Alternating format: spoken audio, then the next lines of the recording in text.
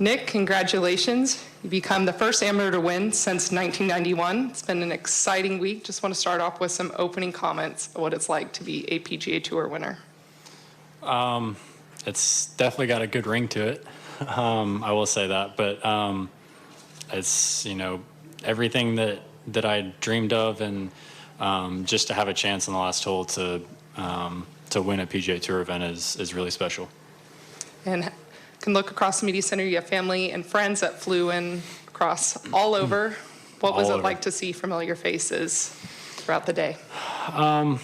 Honestly, just to see people that flew in today, and I'd seen a couple of them kind of reach out and give me five, and the amount of people that came out and support me, and and not only them, just the support I got from everybody here was really cool. Perfect. With that, we'll open up with questions to the media. If you have a question, raise your hand. We'll get a microphone over to you. We're going to start off with Larry Bohannon. So when did you get the sponsor exemption? 2 weeks ago, 2.5. That's a Kevin question, or Kevin has probably 2.5 weeks ago. But when you got it, I mean, did you have an expectation to come here, play in the desert, have some wonderful weather, or did you think, let's go win that thing? The wonderful weather part was anticipated, and I got lucky with that. It's brutal back home, but just try to come here and learn. I hadn't been on this stage much, and I got paired with Wilson the first day, so it was a really comfortable pairing as a past Alabama player, and then to play with those two guys today, and the amount of success they've had out here is it was cool just to watch. I suppose a lot of people would have had one or two ideas about what's going to happen today. Either you're going to shoot 61 again and run away with it, or the moment would be pretty big and you'd struggle with it. Did you have either of those expectations, or is there something else? Of course. Everybody's got doubts. I probably had 1,000 different scenarios in my head of how today was going to go, and it went nothing like I expected. And I think that was the cool part about it. That's golf, and I hit a lot of shots that I didn't think I was going to hit, and then I hit some shots that went way better than I expected, and the same thing with putting, and like I said, I just think that's the cool part of golf. We're going to move over to the right side of the room before we go back to the left. How nervous were you coming down the stretch, and were there things that you did to kind of handle it? No, I can't. I was so nervous that I don't know if I could have done anything. Most nervous I've ever been by far, and just try to breathe, but also look up and enjoy it a little bit. I've said it numerous times today and yesterday and the past couple of days. It's a really cool spot to be in as an amateur, and just to be here and be given the opportunity to play, and I don't ever want to forget today. And back over to the left, we have Michael Bamberger. Thank you. Nick, you just used the word dreams a minute ago. What did you dream of as a young kid in terms of what your golf life would look like as an adult? I mean, literally a chance to win a PGA Tour event. That's, as a kid, you kind of whack it around all over the putting green, and every putt's for a chance to win, whether that's a PGA Tour event, the Masters, the US Open, and to have that putt, I took a little bit longer than I normally might, and just taking the moment, and nothing's for granted. I may not ever have that chance again, and I just want to embrace it, and like I said, it may not ever happen again. Back over the right, front row, Paul. Hey, Nick. Over to the right here. What did you feel on that tee shot on 7? Obviously, you have a lead at that point and hit it in the water. Was it just kind of nerves at that point, or what did you think? Nerves on every shot. I just think it was a bad swing. I made a lot of really good swings all week, and especially yesterday, made shots and putts that I did not think I was going to make. And, ran a 5-iron up the green, hooked it around, and made the putt for eagle, and didn't think that was ever going to happen. And it's a pretty straightforward 3-iron if you're just kind of out playing for fun. But when you have a 3-shot lead, it's a little bit harder. How much did growing up at Greystone, being around other pros, being around someone like Gordon Sargent, being around just kind of the professional situation you were in, help you in these moments, prepare you for these moments? A ton. And it's also shown me how hard it is. And, opportunities aren't, there's not a ton of them. And, I've seen guys that are really, really, really good that should be out here that whether they haven't gotten the chance or, a bad break or whatever that is. And to learn from the guys that have been out here and have succeeded doing that, I like to kind of pick their brain a little bit and, how they go about week to week. And I'm still trying to learn that. And, I get lost around here. So just learn as much as I can from them. Have you made a decision on, you have PGA Tour membership if you want it now, or is that something you need to take more time to think about? Oh boy. I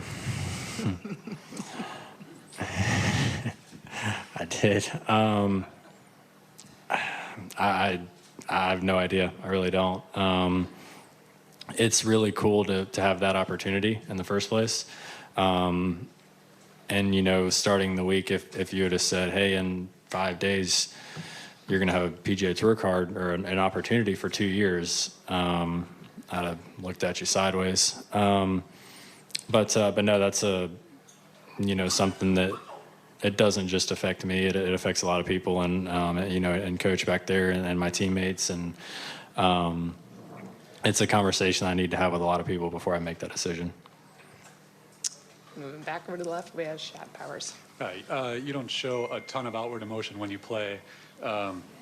What were your emotions underneath, and when you finally made that winning putt and were able to sort of really celebrate, what was that feeling like? I wish I had some kind of heart monitor on and you wouldn't have seen that. But yeah, most nervous I've ever been by far. Just try to breathe as much as I can, walk slow, try to do everything slow, and in that moment everything speeds up. So I would say I've had a little bit of experience, leading golf tournaments, but nothing to this extent. Obviously, the PGA Tour is extremely different. So, that whole process was different for me and something, whether that it turned out the way I was looking or not, I was just going to try to learn from it. And then when you finally were able to hug your family, high five everybody, what was that kind of moment like for you? I lost it. I really did. Just for all of them to show up and, fly all the way out here. I think I gave a couple of them an excuse to get out of the bad weather, but just to walk off the green and see everybody that showed up for me was really special. I won't ever forget it. Congratulations. And back over to the right. A couple things. Did any pros say anything funny to you, give you a side eye or anything, given how well you were playing and just coming in and doing so well right away? If they did, they didn't say it to me. I had a lot of great playing, keep it up, rooting for you. A lot of really cool comments from guys that are doing really well out here, and Justin including, and Sam was kind of rooting me on all day, and honestly all good things from everybody out here. And when Sam puts his shot in the water on the 17th, and you go from neck and neck to a 2-shot lead, how does that affect you when he makes a mistake like that? I mean, you never want somebody to do that. I didn't want to win by him hitting the water. I wanted to win by making 4 birdies the last 4 holes. But unfortunately, that's golf. I've done it numerous times.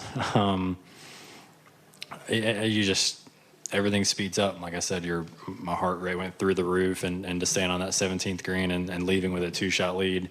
I think I said some things to Hunter that I probably can't say on this mic, but just try to breathe as much as I can.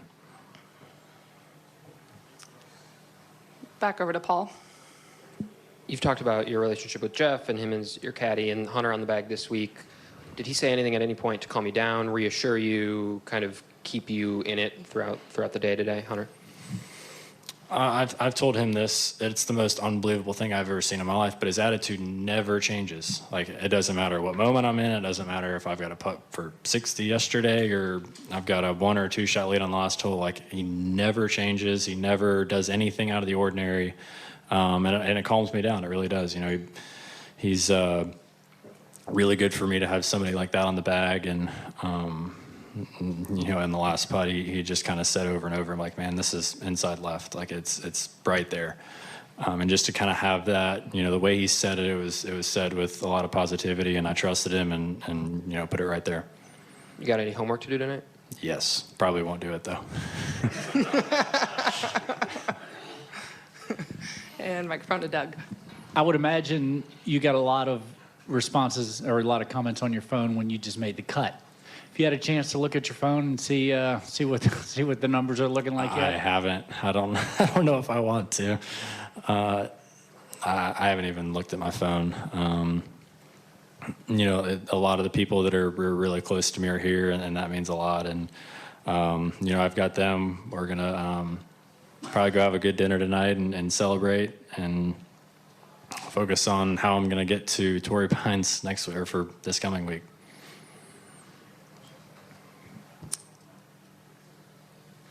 Microphone back over to Michael.